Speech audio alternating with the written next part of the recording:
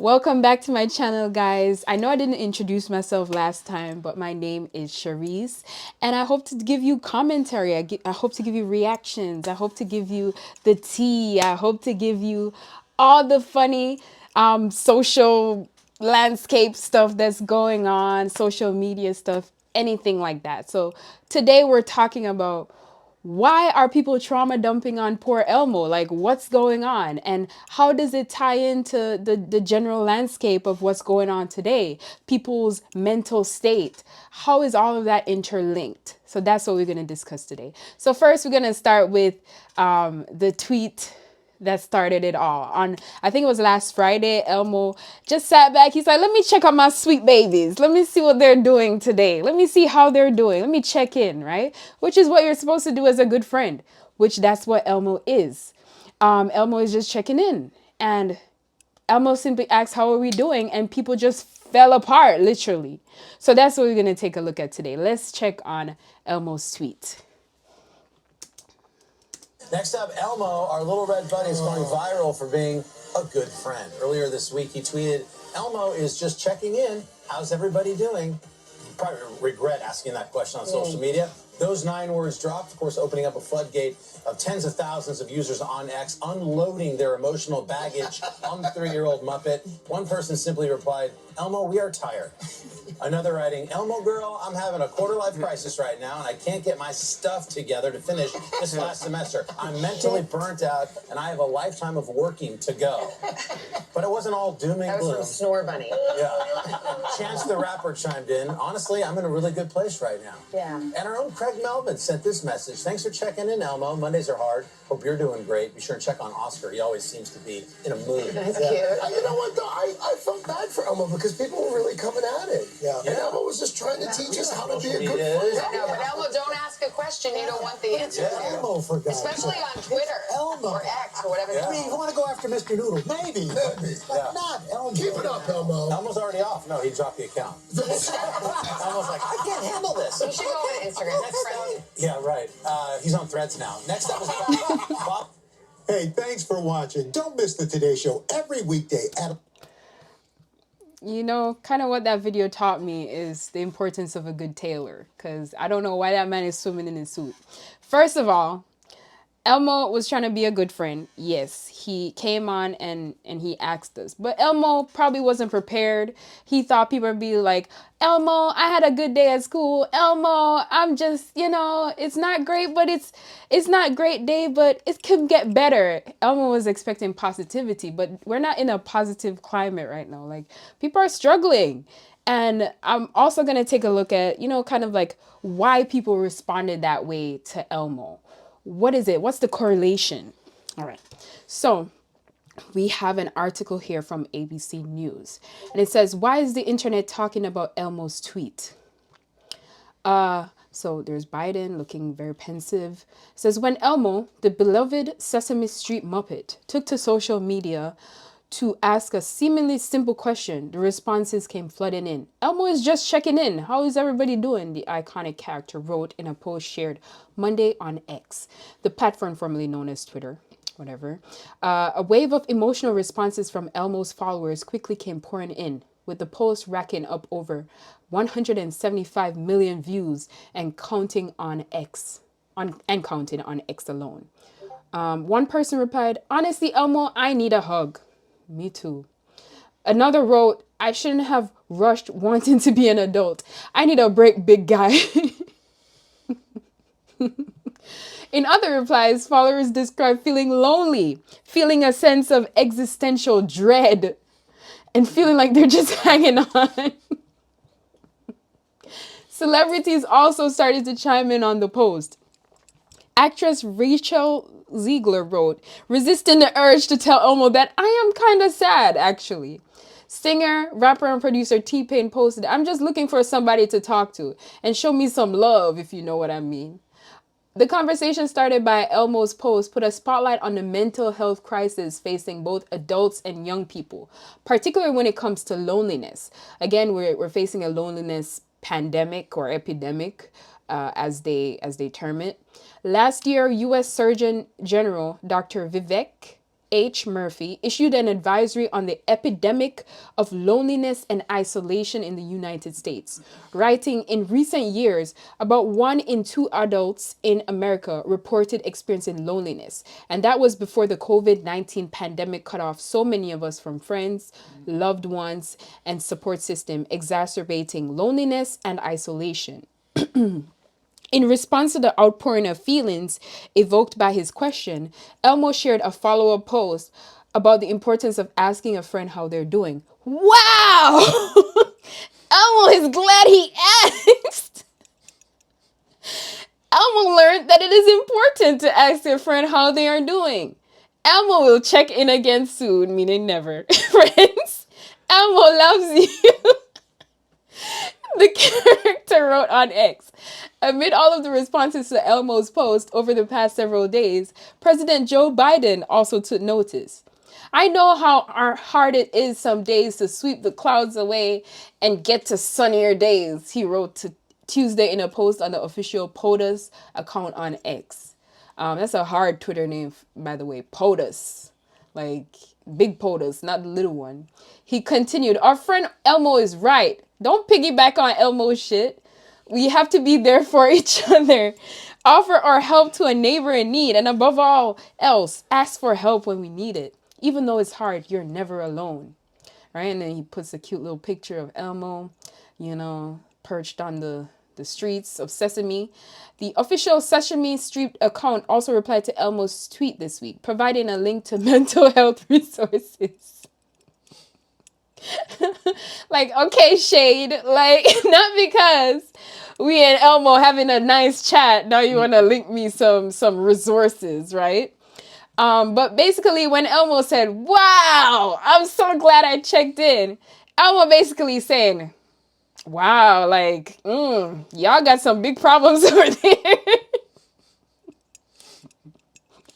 And in the same instance, the actor slid his hand out the puppet and said, let me just take my ass to bed because these people are depressed and I can't help, right? So yeah, so basically that's what happened with Elmo. He basically asked how we're doing. We responded by really oversharing and trauma dumping. And Elmo is like, basically like, it's the equivalent of when Jamaicans be like, you tell them all your problems on the phone and be like, you never know that, but you're good though. That's the end of the conversation. And basically it's like, damn, I don't know how to help you with this, but I hear you, but we're going to go ahead and we're going to cut the phone off at this point because I don't know. We don't know where we go from here, right? So following that, the drama didn't even end. On, was it the Today Show? Larry David basically attacks Elmo on live TV. Like completely random. We don't know what sparked it. I guess it's coming off of his tweet. I didn't see Larry in the mentions in Twitter, basically. So I don't know why Larry's upset. He basically choked Elmo on national TV in front of his father and the Today Show staff. So we're going to go ahead and check that video out, right? Via gag, Curb Your Enthusiasm star Larry David jokingly attacking Elmo on morning TV, but boy, has it ignited a firestorm. There's big reaction today to comedian Larry David going after Elmo on morning TV. The Curb Your Enthusiasm comic just could not curb his behavior on the Today Show when he grabbed the beloved Muppet's face. Oh my God! Mr. Larry, Elmo liked you before. Ask permission before you touch people, Larry. All right, Larry, then. you've gone too far this time. Yes, Larry. Somebody had to do it. Later, the famous curmudgeon expressed regret. Well, maybe not so much. Go ahead, say you're sorry. Elmo, Larry, I just want to apologize. thank you, Larry. That's very big of you. Elmo accepts your apology, Larry. Okay, Thank you. Of course, it was all a joke, but a lot of people are taking it seriously. He apologizes and mocks Elmo's voice. I thought the way it was handled could have been a little different. He didn't attack a person. He attacks the felt. He's a comedian. It's on brand. And it's on brand for him. Last night, Larry told Seth Meyers Elmo's high-pitched voice pushed him over the edge. Oh my God, until I got out my chair and I approached him and I throttled him. And you know what? What? I would do it again. Oh my gosh, we love Elmo. First of all, let's kind of what do you call it? Let's pick apart that video. First of all, how Larry trying to hit Elmo, or was he trying to reach for the father? He grabbed him and then he reaches around him. If that's not an old man, then I don't know what is. Like, how you fighting but not fighting, really, right? And why was everybody like doing everything while simultaneously doing nothing all at the same time? Like, nobody helped Elmo. It's like, oh my God! And then the ruffling of the mic was just, it's just extra comedic. Like sprinkles on top. Like, everything was so chaotic, and it was true comedy. That's Larry David style, right? He's the curmudgeon, as they call it, like what Jamaicans say, you're curmudgeon. Like, it's the same terms, a curmudgeon. What you call it? Frequently pessimistic person, angry, miserable, just, like, person nobody likes to be around. So it's like an opposite. There's Elmo, who's positive, optimistic, and then there's Larry. And Larry even says, I was irritated by his high-pitched voice, right? And he's like, somebody had to do it. I guess because Elmo ghosted us once we told him our feelings. And I guess that's the sentiments. People were angry. Like, how you gonna ask us how we're doing and we tell you and you say, wow, peace out, guys. So now it brings into topic like a larger issue at play, right? But first we're gonna look at what people are responding to Larry attacking Elmo, basically.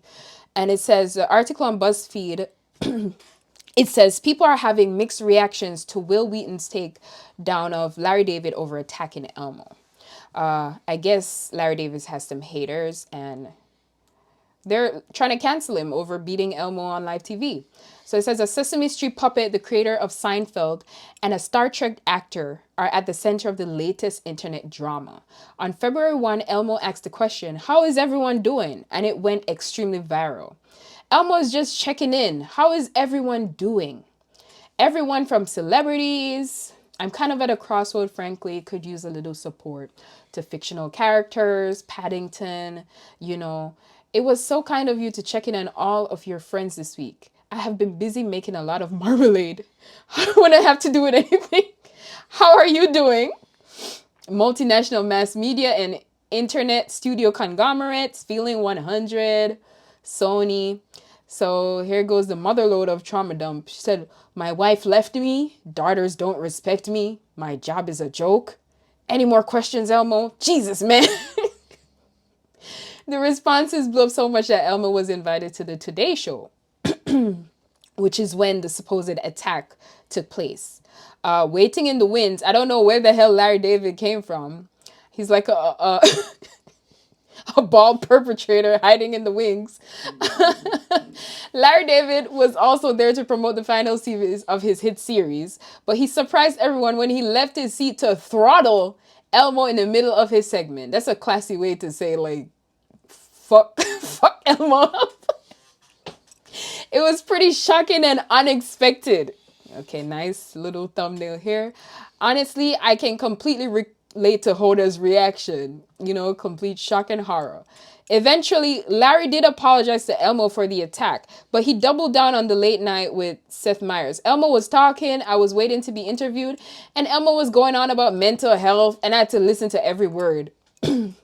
And I was going, oh my God, I don't think I could take another second of this. And so I got out of my chair and I approached him and I throttled him. I couldn't take it. And you know what? Larry added, I would do it again. And the thug life comes up, Then actor Will Wheaton shared his feelings about the incident in a lengthy Facebook post, slammed Larry's actions, and explained how watching the Today Show segment really affected him negatively, and then posts a picture looking like the biggest nerd to ever grace the earth. So I heard about Larry David assaulting Elmo on live television, but didn't watch it until now because I knew it would upset me. Will began. Holy shit, it's even worse than I thought. What the fuck is wrong with that guy? Elmo is like the best friend to multiple generations of children. Are you serious? No, he didn't say that. In the Sesame Street universe, Elmo is a child who is currently putting mental health and caring for others in the spotlight. Full disclosure, all the time when I was growing up, my dad would grab me by the shoulders and shake me while he screamed in my face. Wheaton shared in his lengthy post. He choked me more than once. What does that have to do with anything?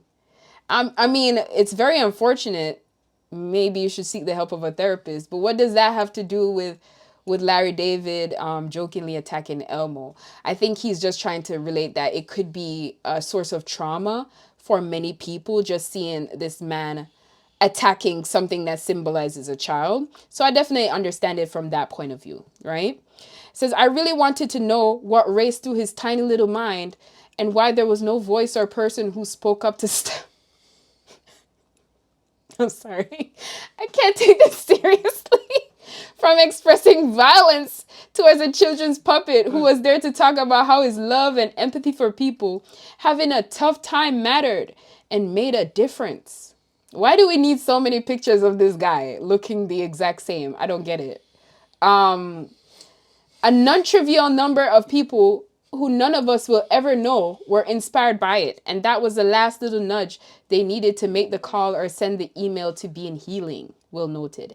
Elmo probably saved lives and relationships by opening that conversation. Not discounting that, because we might take it simply that Elmo came on, he did a tweet, and people felt like open enough and vulnerable enough to share that. But I actually believe that there's some validity to that. Like, people are looking for an outlet, and maybe a lot of people don't have the luxury of having loved ones or having people call friends nearby or people who care like genuinely. And that thing from Elmo may have been the spark that told him, hey, maybe I need to go seek mental help. Maybe I need to go seek some resources to help myself, you know. Or it might, for the person on the other end, it might be like, maybe I need to call my friend. You know, maybe I need to check on my friend. Let me check on my people to make sure that they're doing good. And you didn't need to see them in Elmo's Twitter thread. It just was that reminder, like, hey, if Elmo could check in, why can't I? Right? So definitely understand that part. It says some people will think Will was taking things too seriously. His lengthy and critical response immediately gained traction, receiving a lot of mixed reactions. They're quite surprising. One Facebook user wrote, I just watched it because you posted. How horrible. I've never gotten into Larry David, and now I know why. Thank you for your words of wisdom. They are so much needed. People mocking Will Wheaton for being open about his PTSD after Elmo got attacked is exactly why we need a huge overhaul on mental health in this country. This is why people trauma dumped on Elmo in the first place, because the rest of you are assholes. So then they went on to say, another person on Facebook noted, I haven't been able to watch it. It's cruel, privileged, and hateful. Sending you so much love and holding space for baby Will today. I think there's an 85% chance that Will Wheaton thinks Elmo is real. I'm a therapist and just became aware of the power of Elmo. For Larry David to do this, then double down and say he would do it again, is a terrible thing amidst our country's mental health problems.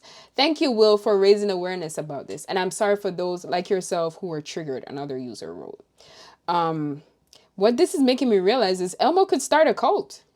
Honestly, like, he could start a cult of Elmo, the power of Elmo, you know, because people really mess with Elmo heavy. If you get the opportunity to read Will Wheaton's take on Larry David choking Elmo, I recommend you don't. I want to know what you think. Do you think Larry David went too far? Or perhaps Will Wheaton was too critical? Let's discuss in the comments. So yeah, people are kind of divided on that. Some people think, you know, Larry David was completely out of line. And some people think, you know, Will Wheaton was taking it way too seriously. And maybe he needs to reevaluate, like, his perception of what is real from what is fake. Do you think Elmo is a real character? You know, or is there a 30-year-old man operating said Elmo, right? And just because it's a childlike voice, you don't need to conflate the two. So I definitely can see both perspectives of that, right? And this is not the first time this specific scenario happened, where one of our childhood icons came on after a long period of time, and he came back to just let us know he's proud of us. And you know, and he basically came with a video after many years of disappearing, and that is Steve from Blue's Clues. I think they said he was in, like, caught up in some type of, you know, illegal activities. I won't really get into that, but they kind of came it back and said, oh, Steve went off to college for like 30 years and now he's coming back to check on us, right? Hi. You got a second? Okay. You remember how when we were younger we used to run around and hang out with Blue and find clues and talk to Mr. Salt and freak out about the mail and do all the fun stuff? And then one day I was like, oh hey, guess what? Big news. I'm leaving. This is my brother Joe. He's your new best friend. And then I got on a bus and I left. And we didn't see each other for like a really long time. Can we just talk about that? Great. Because I realized that was kind of abrupt. I just kind of got up and went to college. And that was really challenging, by the way, but great, because I got to use my mind and take a step at a time, and now I literally am doing many of the things that I wanted to do. And then look at you, and look at all you have done, and all you have accomplished in all that time. And it's just so amazing, right? I mean, we started out with clues, and now it's what? Student loans, and jobs, and families, and some of it has been kind of hard, you know? I know you know. And I wanted to tell you that I really couldn't have done all of that without your help. And in fact, all the help that you helped me with when we were younger is still helping me today, right now. And that's super cool. I guess I just wanted to say that after all these years, I never forgot you. Ever. And I'm super glad we're still friends. Thanks for listening. You look great, by the way. Whatever it is you're doing. Hello, I'm Mark. So yeah, so that was that time when Steve from Blue's Clues, he came back like a deadbeat dad that just left us waiting in the winds for him to come back. And he came back and he said, oh, I'm so super proud of you and you're doing a great job. And before life got crazy, it was such a simpler times and you helped me and I'm so happy to see where you're at. You know, I'm super proud of you and you look good, by the way. And that simple message, it went viral, but not as big as Elmo. But it also kind of opened up the discussion of people needing just those words of affirmations. People needing somebody to listen, just as how Elmo came and asked. People just needing somebody to ask. You know, like nobody's asked me how I'm doing. And actually, I felt like they cared to actually know, you know. So Blue's Clues, Steve did that. And again, people started trauma dumping as well. But it's just to represent that there's a larger topic at play here. Why do people feel the need to overshare? Why do we feel the need to trauma dump, right? Again, it might be something that's repressed. We don't have the resources. We don't have the people around us to rally around, or the people that we feel vulnerable enough with to discuss. So this article is going to talk about when oversharing turns into trauma dumping and when to realize that that's happening and what to do in that case, right? So this is an article from Very Well Mind, and it says, when oversharing turns into trauma dumping and how to stop. So it says, sharing our stress, anxiety, and worries can help process difficult feelings. And no doubt, the pandemic has brought on a lot of reasons to vent. But when does venting turn into trauma dumping, oversharing, or traumatic experiences? Some people may feel the need to share about traumatic experiences to a friend, family member, coworker, or acquaintance, but may not always fully grasp the severity or intensity of what they are about to share. Brittany Becker. This is especially true if the person oversharing has not identified specific areas of their life as being a traumatic experience. When a person experiences a traumatic event or ongoing trauma, Becker says they might compartmentalize or create distance from the events in order to protect themselves and function in their day-to-day life. This can become confusing to listen to as they may speak about trauma as matter of fact or in the same manner of everyday surface level venting, when in actuality, the words they are stating are actually very opposite from tone or effect that they may be presenting the information in. Some people may feel the need to share about traumatic experiences to a friend, family member, coworker, or acquaintance, but may not always fully grasp the severity or intensity of what they're about to share. The fine line between venting and trauma dumping comes down to this, says Gina Mofa.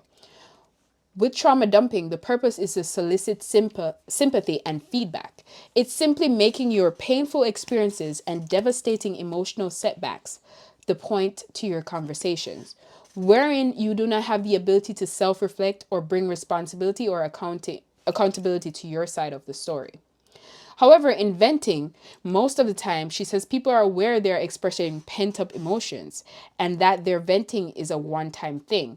They are not soliciting sympathy as much as simply the need to get this off their chest. So yeah, basically they're saying that there becomes a point where venting, just, surface level venting could be turned into trauma dumping. And you might be even reducing the traumatic experience and conflating it with just regular venting, which it might be that you do need actual help. And maybe you're venting or trauma dumping on a person that really doesn't have the capacity to help you.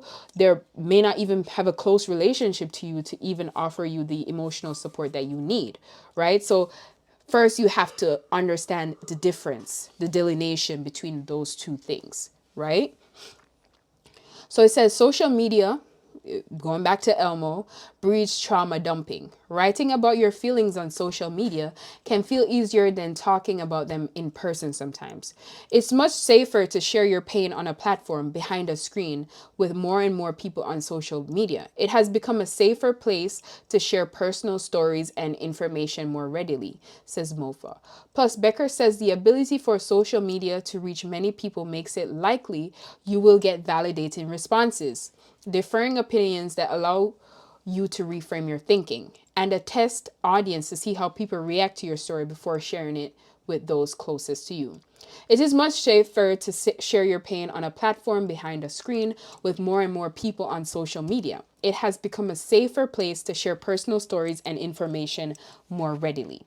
Also, I can't help but to think that the shared trauma of the pandemic globally and the mandate to be home and be on your computer much more opened up platforms to talk and a greater need to reach out via online platforms, she says. Why trauma dumping can push people away. While sharing traumatic experiences can be helpful, if you trauma dump incessantly to garner attention and sympathy, Mofa says people may become immune to it. We have to be careful we are not sharing deeply personal information while looking for people to respond over and over again with the same level of sympathy and concern. It's like basically the well is going to run dry. You keep coming with the same story, eventually people are going to get tired. It's just a normal human response, right? If I call you up every day and it's, oh, I'm having a bad day, everything's bad, everything's terrible, basically you're gonna stop calling that person because it's like nothing ever changes. And the common denominator in that is the person sharing the story. Like, how about you try to have a good day? How about you try to do something different to get a different result, right? So that's what it's saying. People get kind of tired of that, like hearing the same thing over and over. And maybe you're using the wrong outlet. Maybe you need a therapist, Maybe these people are exhausted of the problems and they have no emotional capacity remaining to assist, right? So it says doing so can push people away and encourage them to distance themselves because they may feel the following: uncomfortable with hearing details about the trauma, unsure how to respond appropriately to the traumatic experience, resentment and frustration towards you for not realizing your trauma could affect their life.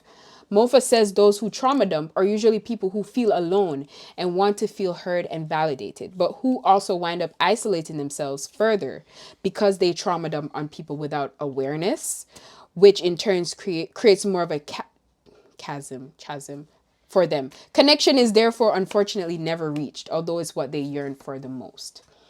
So there are signs that could show that you might be a trauma dumper and how to stop. If you're pushing people away and not sure if it's due to trauma dumping, these are the certain signs that you should look for. You vent about the same feelings and triggers repetitively and do not reframe. Learn to cope more effectively to a trigger or move forward. You don't allow others to give their opinions or point of view about your experience. You find yourself in one-way relationships in which you vent to people but hardly ever hear from them about their lives, right? So it's very one-sided interactions that you're having. You don't ask others about their lives or make room for them to ask you for advice. Maybe that person you're trauma dumping on also has traumatic things or things they want to vent about, but you never give them space to express that, you know? Once you realize you're trauma dumping and understand the consequences it has on your relationships and on your wellness, Becker says identify a list of people who you can reach out to. All right. So basically, in summation, it's the same thing with Elmo. You know, it's a representation of the larger topic at hand. People obviously need help. They need support. They need somebody to talk to. They need an outlet. And again, that is very important. If you are experiencing, you know, some issues with mental health, if you're feeling alone, if you're feeling any of those things, reach out, get help, you know, seek a person who is close, who you can be vulnerable with, who you can have a safe space that you could talk to, right?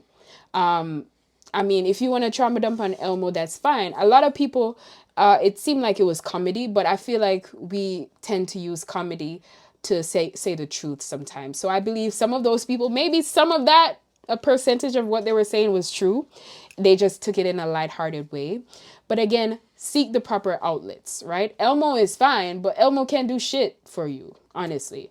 You have to seek the help of a mental health professional or, you know, talk to somebody. And if you're on the other end of that, if you're in a stable mental state, if you feel like you're coping well with life, then reach out to a friend, you know, like there's something we could all do. Send a text, you know, call them up. You know, it doesn't have to be anything crazy. Just a simple call or a text could help somebody. You know, you never know what people are going through. And that's what that really symbolized to us. So that's it from me, guys. You know, it was quite a while we were talking.